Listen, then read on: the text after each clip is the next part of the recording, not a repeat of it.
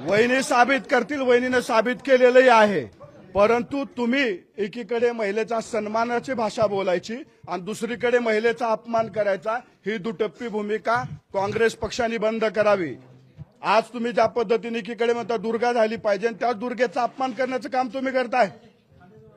मग तुमची जबाबदारी आहे, तुम्ही काँग्रेसचे प्रांत अध्यक्ष म्हणून माफी मागितलीच पाहिजे.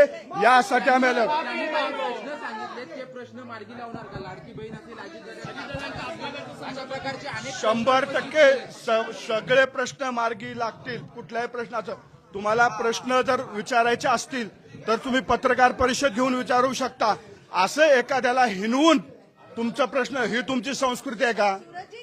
ही राजकीय संस्कृती आहे. विचारलेल्या प्रश्नावरती हे उत्तर आणि अजितदादांचा मुद्दा असेल किंवा इतर गोष्टी असतील, पक्षाचं जे अर्थ खातं त्यावरती त्या बोलत नाहीत म्हणून आम्ही अशा पद्धतीचं वक्तव्य. सगळ्या प्रश्नावरती बोलतायत. कदाचित काँग्रेसच्या नेत्यांचे कान बहिरे झाले असतील, काँग्रेसच्या नेत्याचे कान बहिरे झाले असतील म्हणून कदाचित ऐकू आलं नसेल. सगळ्या प्रश्नाची उत्तरं वहिनीनं त्या दिवशी दिलेली आहेत.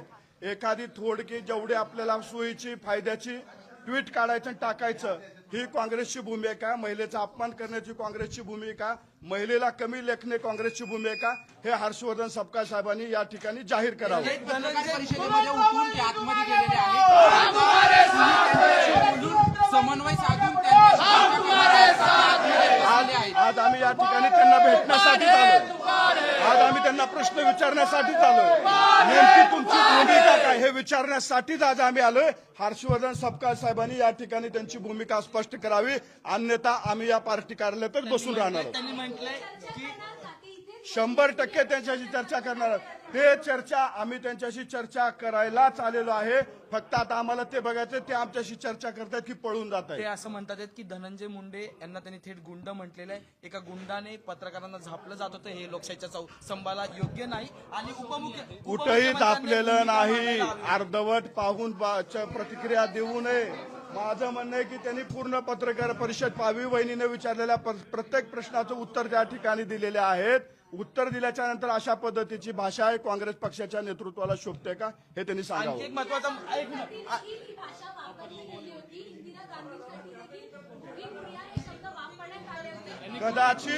कदाचित इंदिरा गांधीजींचा विसर आणि त्यांच्या विचाराचा विसर हा काँग्रेस पक्षाला पडलेला दिसतोय. जर एखाद्या महिलेला गुंगी महिला म्हणल्याच्या नंतर इंदिराजीनं इतिहास रचला होता, आज वहिनी सुद्धा इतिहास रचतील. परंतु तुमची मानसिकता तुमच्या एक्स पोस्टवरनं दिसते की तुम्ही आज महिलेला कमी लेखताय. आज तुम्ही या महिलेला कमी लेखता, महिलेला कमी दाखवण्याचं काम तुम्ही करताय. म्हणून जबाब विचारण्यासाठी आम्ही या ठिकाणी आलेलो आहोत. आता आम्हाला बघायचं सपकाळ साहेब आमची भेट घेत आहेत. आणखी एक प्रश्न त्यांनी उपस्थित केला की ते असं म्हणतात काँग्रेसच्या जसं आज कार्यालयात आलोय, प्रत्येक जिल्ह्याच्या काँग्रेस कार्यालयात जाऊन आम्ही आंदोलन करू आणि प्रत्येकाला जबाब विचारू की तुमची भूमिका आहे का? महिलेला कमी लेखण्याची तुमची भूमिका आहे का? महिलेला असं खालच्या पातळीवर जाऊन एका संविधानिक पदावर बसलेल्या महिलेला अशा पद्धतीचं बोलणं हे योग्य आहे का? आम्ही काँग्रेसच्या पदाधिकाऱ्यांना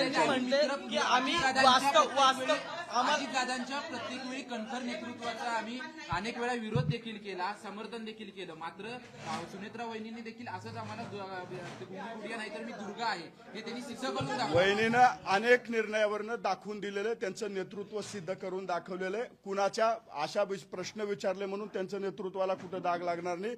वहिनी सक्षम आहेत, त्या अजितदादाच्या विचारावरती त्या ठिकाणी काम करतायत.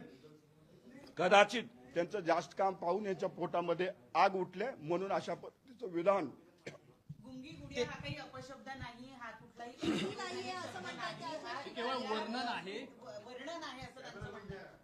अपशब्द नाही असं त्यांना वाटत असेल.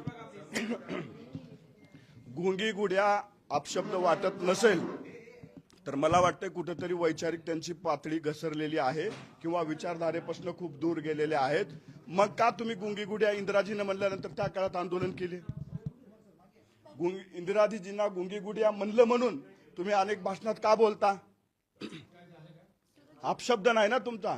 त्यांचं म्हणणं आहे की महासाठी आंदोलन करण्यापेक्षा काँग्रेसच्या कार्यालयामध्ये आंदोलन करण्यापेक्षा अजित पवारांसाठी आंदोलन करावं राष्ट्रवादीनं असं म्हणतात. राष्ट्रवादी काँग्रेस पक्ष अंतर्गत प्रश्न सोडवण्यासाठी सक्षम आहे. आम्हाला कुणाच्या सल्ल्याची गरज नाही. अजितदादा महाराष्ट्राचे लोकप्रिय नेते होते, त्यांना सुद्धा न्याय भेटेल. परंतु अशा पद्धतीचं एक्सपोस्ट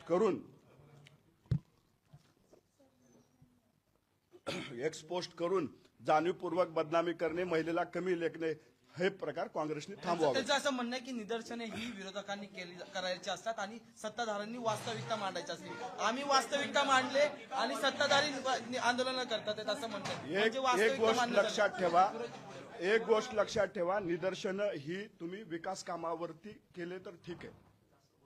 तुम्ही व्यक्तिगत पातळीवरती टीका कराल आणि तुमच्या विरोधात कुणी बोलणारच नाही, निदर्शन होणारच नाहीत, अशी अपेक्षा कशी काय करू शकता? आज काँग्रेसनं खरी त्यांची मानसिकता दाखवल्या महिलेबद्दल. महाराष्ट्रातल्या प्रत्येक महिलेनं विचार करण्याची वेळ आलेली आहे. एका संविधानिक पदावर बसलेल्या महिलेला ही काँग्रेस जर अशी करत असेल तर सर्वसामान्य महिलांचं काय?